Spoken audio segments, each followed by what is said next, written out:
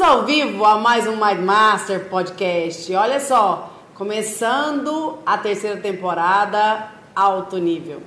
Hoje é o dia dele. Veio para abalar, para mudar o contexto, para modelar as coisas, para deixar o povo assustado.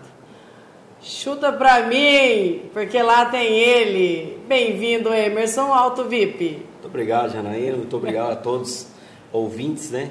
Espectadores desse lindo programa. Parabéns pelo seu trabalho. Obrigada. Não é só alto nível não, viu? É alto VIP. Alto VIP.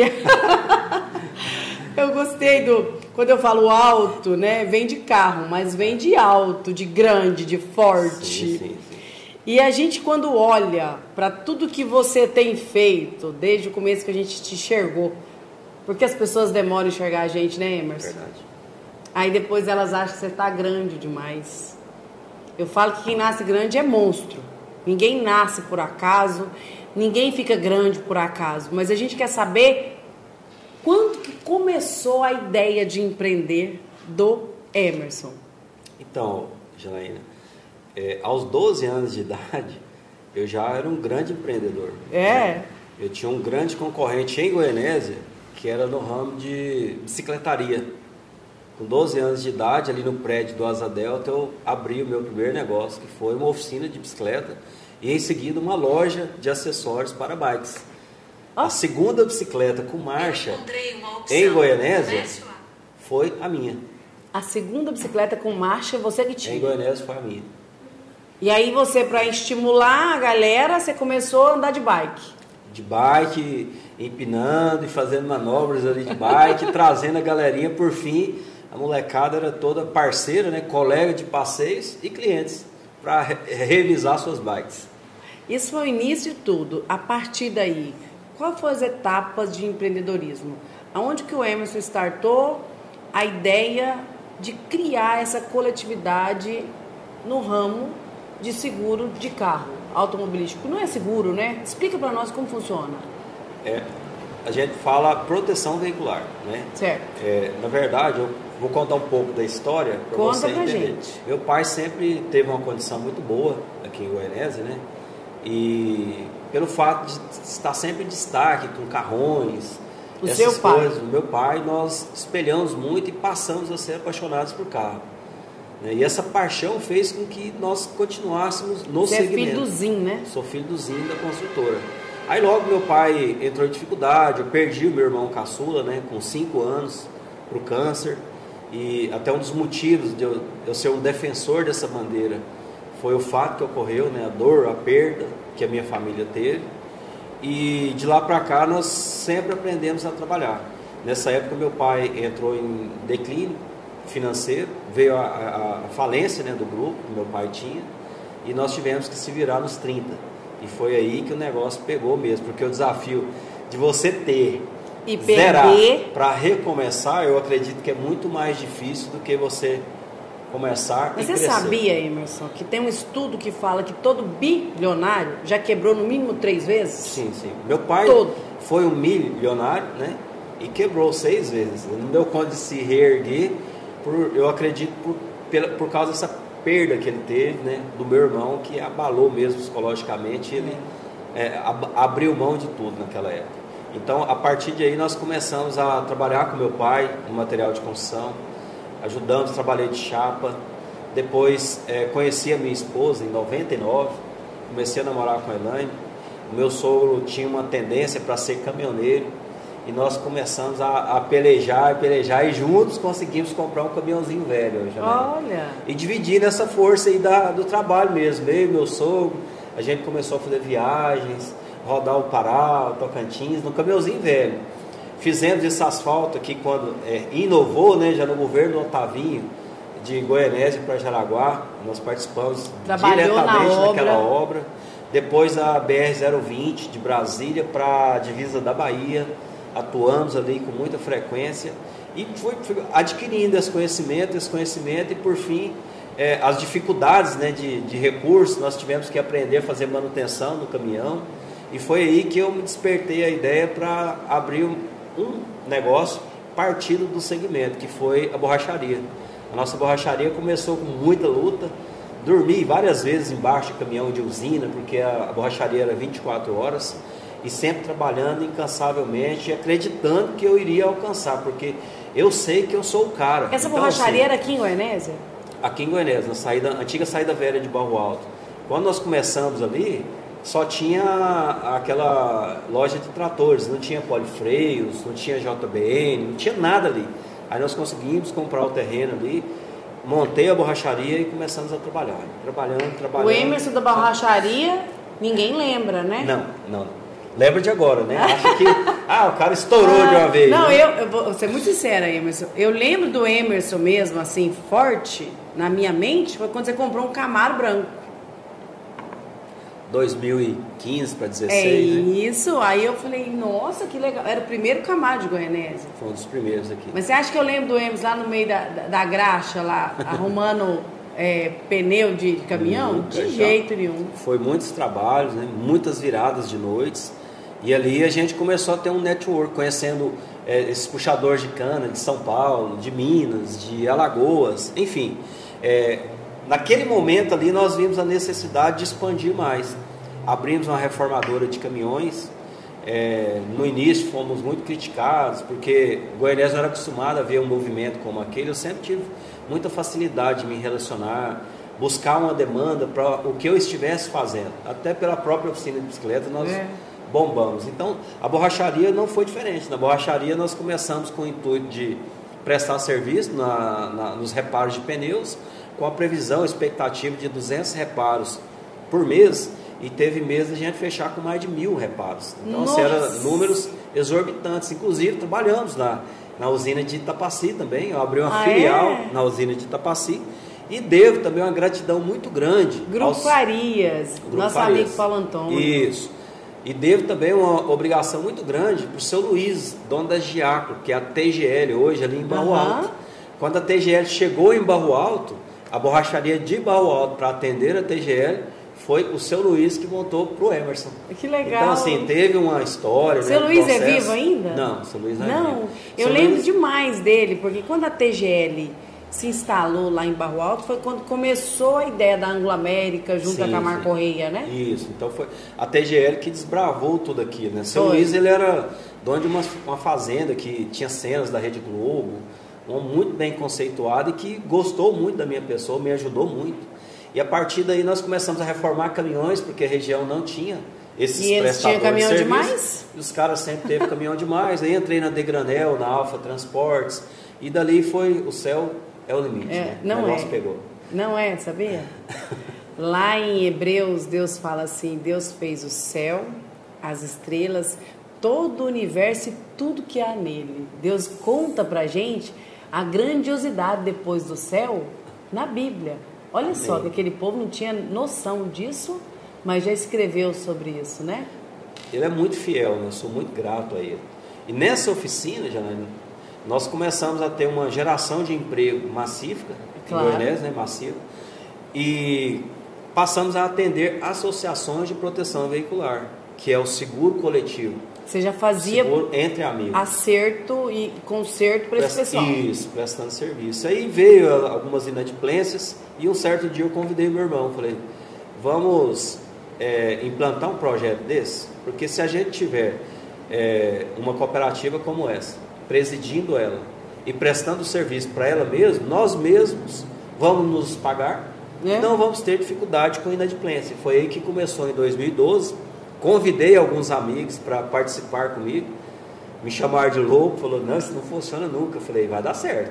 Tá vendo? Escreve que vai dar certo, e Brasil vai ser pequeno. Nós vamos ultrapassar as barreiras, as fronteiras desse país. E iniciei o projeto. Começamos a cooperativa com a previsão de 1.000 associados para 2013/14. Chegamos no final de 2014 com 170 associados. E o meu irmão, que era o cara que acreditou no negócio, falou, você é doido mesmo, estou fora. Pulou fora do negócio e eu não desacreditei. O seu irmão veio. Como teve a dificuldade em conseguir pessoas para associar, ele saiu fora. Ele saiu fora. Lógico que hoje ele está muito bem ali na Bahia, né? Mas ele não acreditou muito. Hoje ele é um prestador de serviço, um fornecedor. Ele faz parte da equipe. Vários clientes nesse segmento da linha pesada. E 2014 foi aquela peleja, nós não alcançamos a expectativa, mas 2015 foi uma explosão. Então, 2015, que a meta era para 500 associados, nós superamos 4.000 associados. Nossa. Então, nós já ultrapassamos barreiras de estado, né? Entrando em Santa Catarina, que olha onde está Santa Catarina, gente. E foi o primeiro estado que nós abrangimos depois de Goiás. Santa Catarina, Bahia e assim por diante. Aí o negócio pegou mesmo, nós conseguimos um volume alto. Hoje, as minhas empresas fornecem serviços e prestam serviço para esse segmento, mas eu não tenho estrutura para atender mais de 6% da minha própria demanda.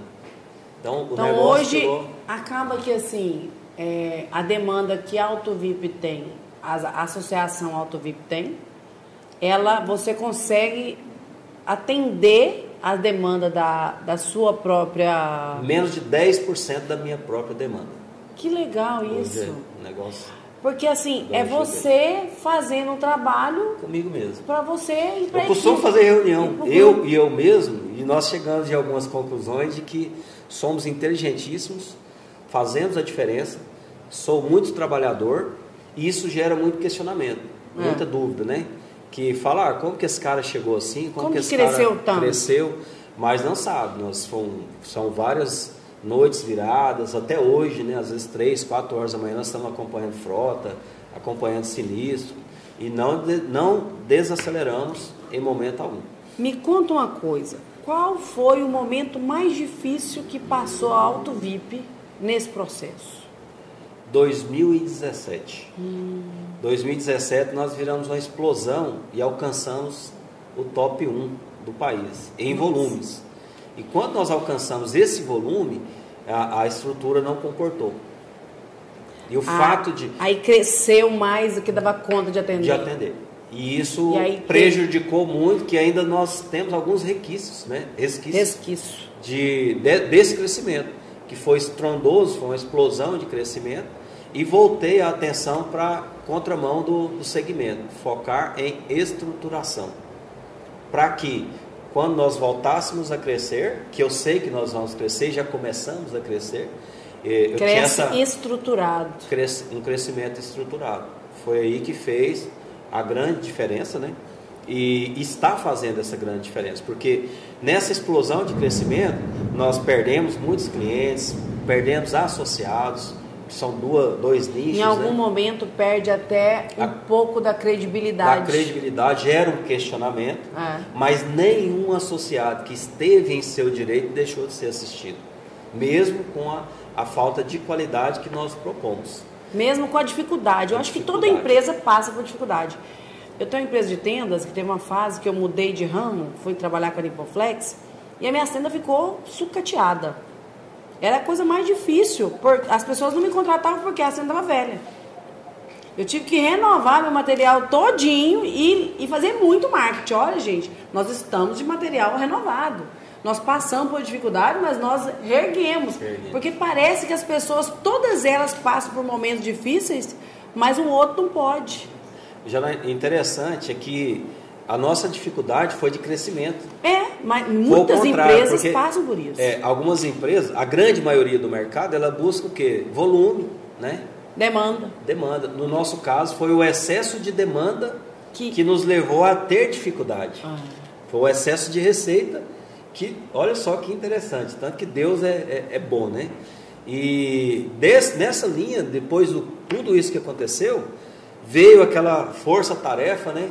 Entrar para dentro do processo, entender melhor o meu próprio processo, porque foi crescendo. Aprender com aquele crescimento e também com a queda, com a dificuldade. Justamente. Aí nós focamos, caímos para dentro, com muita demanda. Nós temos um sinistro no Brasil a cada 2 horas e 56 minutos. Um carro é roubado, é sinistrado, ou alguma eventualidade.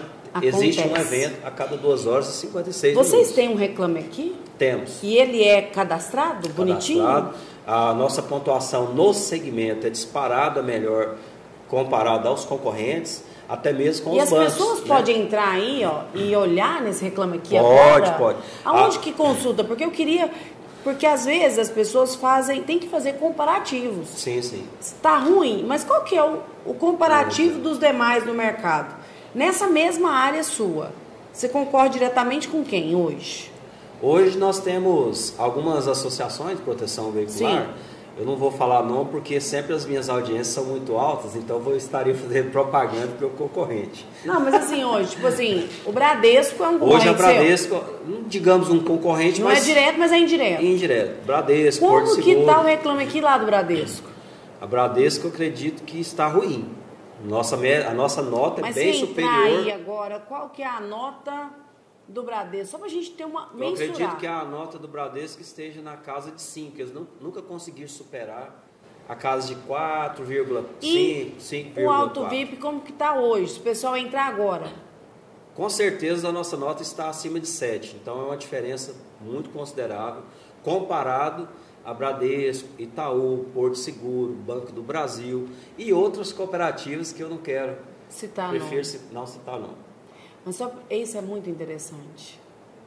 O Reclame Aqui é onde cadastra e as pessoas enxergam como que está a reputação. A reputação e a dificuldade que a empresa passa para dar o retorno para os cooperados ou os clientes.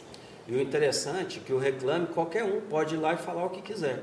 Né? E vocês não podem apagar. Nós não podemos apagar. Em algumas das vezes o cliente não está com a razão, ele não está atendendo às exigências contratuais, né, as normas, os parágrafos contratuais, e mesmo assim faz a reclamação. Às vezes reclamações pesadas. Tudo isso é pontuado. Tudo pontuado. E nós, com as respostas, né, sempre respostas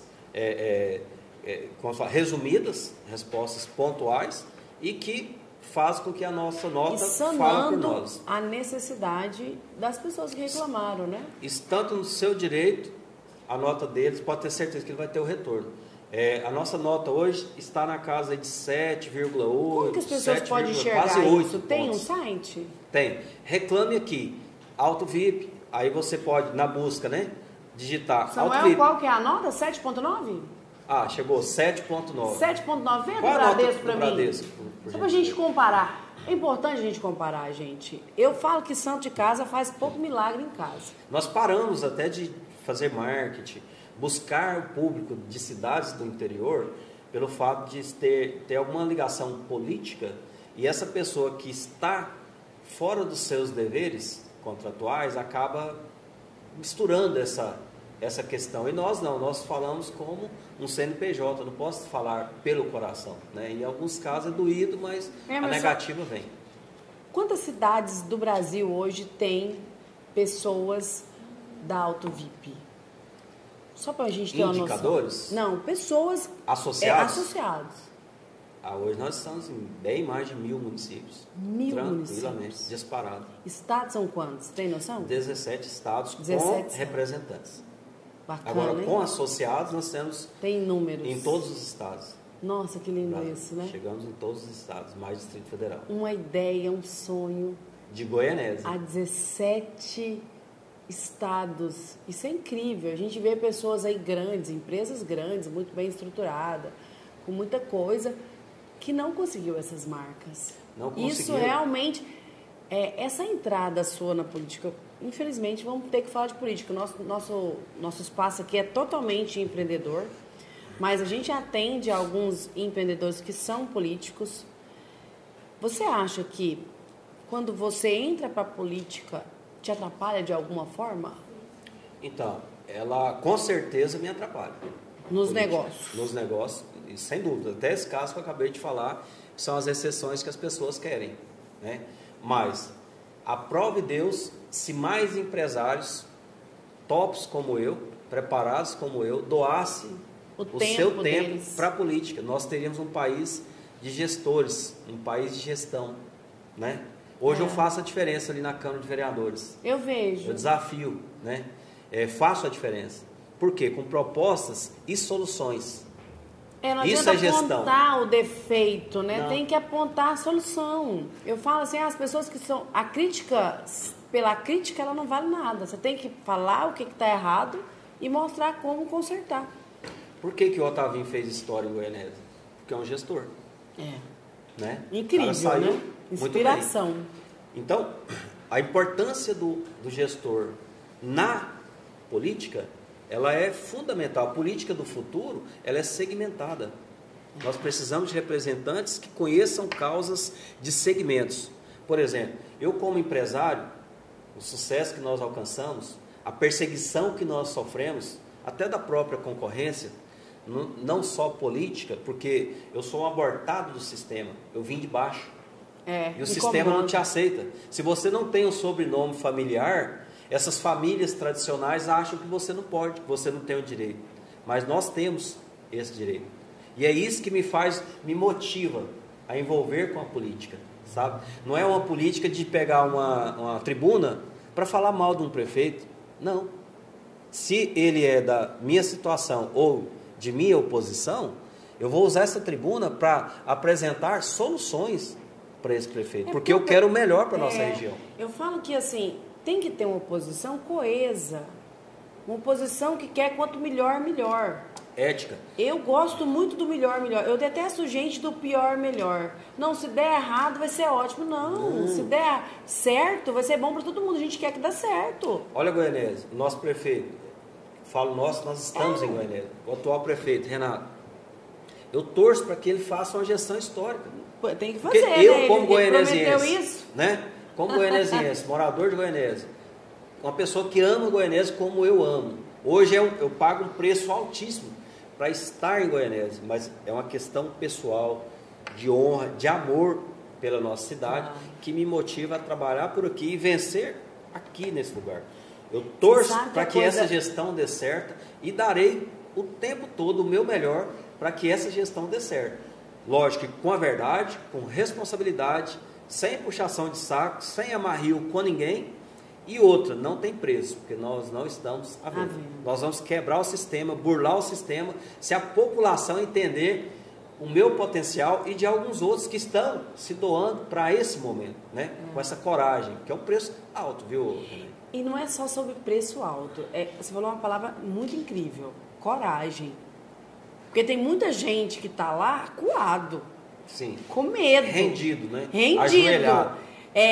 E se eu falar alguma coisa que for contra esse povo, e se eles me perseguir... Então, a coragem muda tudo. E essa autonomia que os empreendedores que lá estão têm, facilita. Janaína, eu numa gestão dessa aqui, em 4 anos, eu faria o que a turma em 40 não fez, de desafio. Olha só.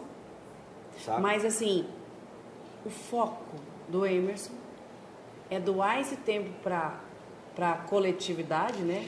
Para a política, mas falando de Auto VIP, falando de empreendedorismo, falando da quantidade de empresas que você tem ligadas a você. Hoje, qual que é o seu maior sonho? Meu maior sonho é entrar igual nós entramos no estado do Ceará, uma região que tem pessoas muito sofridas, familiares que estão em São Paulo, Rio, Goiânia, há 20, 30 anos sem ver o pai e a mãe e enxergar uma oportunidade dentro daquelas mais de 600 oportunidades nós estamos começando a gerar ali no interior do Ceará. O meu sonho é fazer a diferença, transformar aquela região. E nós já começamos a fazer essa transformação, essa migração. Tanto é que o governo hoje entendeu isso e nós sentamos na mesa do governo para discutir logísticas, discutir empreendedorismo, discutir o futuro, né? Poucos sabem, mas o Ceará será a sede da montadora da Lamborghini na América Latina. Olha só, hein? Entendeu? O Ceará Primeira mão. Em primeira mão. O Ceará, todos os sinais do Google que entram nas Américas, né? América Central e América do Sul, entra na Praia do Futuro de Fortaleza. Legal. A sede da Amazon das Américas fica em Fortaleza. Então o Ceará promete muito. E são pessoas como eu, como a Lamborghini, como a Gerdau, dentre outras grandes empresas, e a Ford, né? A Ford fechou a montadora, a Troller, para desenvolver um carro elétrico tropical, 100% tropical, que será desenvolvido no Vale do Silício, em Fortaleza. Então, estou no meio dessa turma, estou próximo, né, colado no maior produtor de camarões do mundo, de água doce, o maior produtor de camarão de água salgada do mundo, sento na mesa desse cara, porque as nossas ideias são interessantes. Compartilha das mesmas visões, né? Sim, cada um com o seu interesse. Mas e aí, esse Emerson, com todo esse potencial, esse amor, se doar para ser vereador de Goianésia, é interessante isso, Emerson? O que acontece, Janaína? Como eu falei agora há pouco da perseguição, eu sofri uma retaliação porque eu estava fazendo uma revolução na área de desmanche de veículos, remanufaturamento de peças. Nós compramos a montadora dos veículos Honda de São Paulo para fazer um processo reverso de produção. Uma linha de desmontagem, seria a primeira do mundo. É o nosso projeto. E já comprou, está lá no Está lá em São Francisco para ser instalado. E isso assustou muita gente. Assustou, né? Você pegar ali uma linha de desmontagem ecologicamente correta para destinação do plástico, para destinação do metal. Imagina tudo isso. Um veículo que deixa de ser descartado no meio ambiente, ele equivale por 7 árvores. Nossa. Imagina o tempo que 7 árvores levaria para gerar um oxigênio, né? Então, nós trabalhamos, buscamos esse conhecimento para fazer essa diferença 100% aproveitável, reaproveitável de um veículo com a maior estrutura do país. Nós tiramos o foco no volume de clientes lá em 2017 e trabalhamos no anonimato até agora, que vamos abrir as portas agora. Por isso nessas que tem um monte de carrinho quando a gente passa lá coberto. Isso, aí são mais de 600 veículos. Nas denúncias foram o quê? São carros sem procedências. Sofremos uma operação, me levaram até preso nessa situação, uma humilhação que eles acharam que eu ia pregar. Pelo contrário, me deu motivação, porque eu não sou o que tentaram pregar, não aceito o que fizeram com a minha família e não vou baixar a cabeça. E foi necessário eu dar um passo atrás para mim ter a tribuna. Goianésia está me conhecendo como nunca, como vereador. Verdade. Então, assim, a vereança ela me deu voz. Não que o vereador seja pequeno, pelo contrário. Não é. Ali é necessário, tem 15 representantes do nosso município, de pessoas alto padrão, preparadas, né, que foram confiadas o voto de quase 60 mil eleitores e que representam um público imensurável numa cidade de relevância como Goianésia. Então nós temos ali 15 nomes preparadíssimos. Eu aprendo todos os dias ali. Verdade. Sabe? Eu tinha uma visão totalmente diferente da vereança. Falei, você está se apequenando. Negativo. Eu estava dando um passo para pegar um impulso muito maior. E foi isso. E é isso que está acontecendo. Mas está gostando de estar lá no meio? Na verdade, eu não... Está fazendo sentido. Faz muito sentido.